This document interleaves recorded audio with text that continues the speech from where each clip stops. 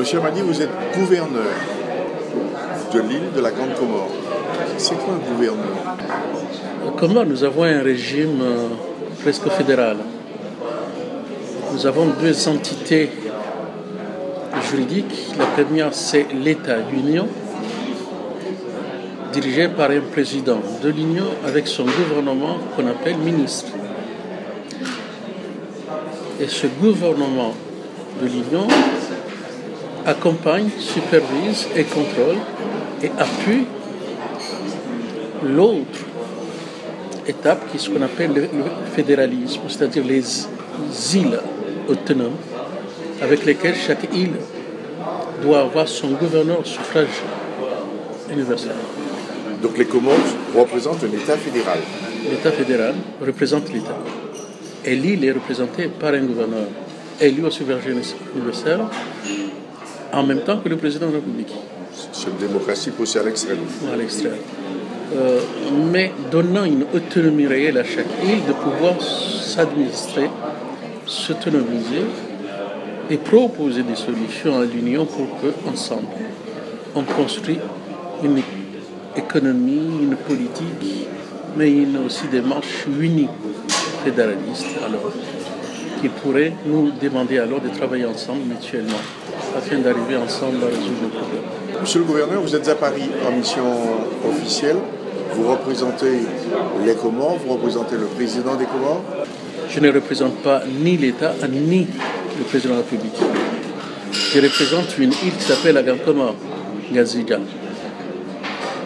Je suis en mission pour trouver une voie qui n'est pas celle habituelle qui est la voie politique, mais une voie économique comme étant une deuxième solution complémentaire aux problèmes que nous vivons aujourd'hui, comme la pauvreté, le sous-développement, mais aussi l'instabilité que nous pouvons remarquer dans chaque territoire de l'océan en particulier. Quel regard portez-vous? Quel regard portent les Comores sur ce qui se passe à Mayotte en ce moment? Mayotte vit actuellement une situation de violence, de désespoir, notamment au niveau des jeunes, mais aussi d'inquiétude vis-à-vis de la région. Depuis une trentaine d'années, vu négocier des solutions politiques entre la France et les Comores.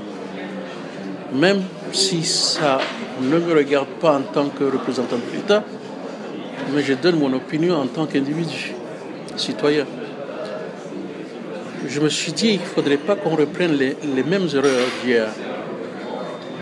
Négocier par la politique, mettre en œuvre des œuvres politiques pour trouver des solutions politiques à des problèmes cruciaux, réels, que nous vivons aujourd'hui. Je me suis dit qu'il faut aujourd'hui commencer à parler de l'économie comme une solution palliative, complémentaire aux problèmes que rencontrent aujourd'hui les territoires tels que Mayotte, les Comores ou Madagascar. Moi, la meilleure solution que je préconise qui est l'économie est de passer au niveau de partage, de la solidarité, mais aussi de la complémentarité entre nos acteurs publics et privés de la région de l'Océanie.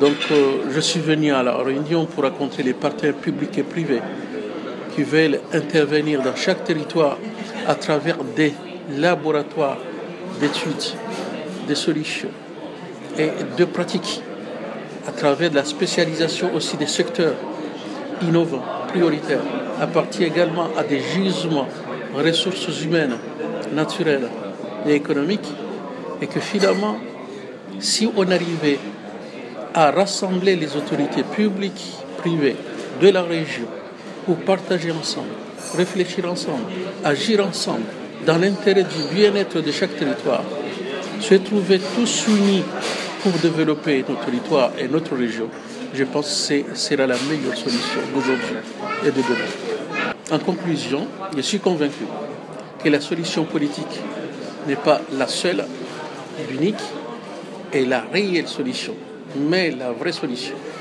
qui devait être complémentaire à la politique, c'est celle de l'économie.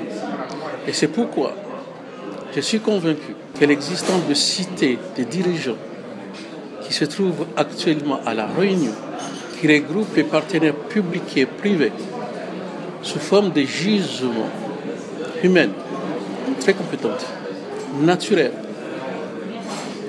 qu'on suppose aujourd'hui la plus abondante de la région, mais aussi naturelle, économique et financière, que finalement j'aurais réellement souhaité à partager avec tous les partenaires de la région et les solliciter de venir rejoindre donc la cité des dirigeants afin de construire ensemble notre région, nos territoires, dans la complémentarité, la solidarité et le développement, le bien-être des populations de notre territoire.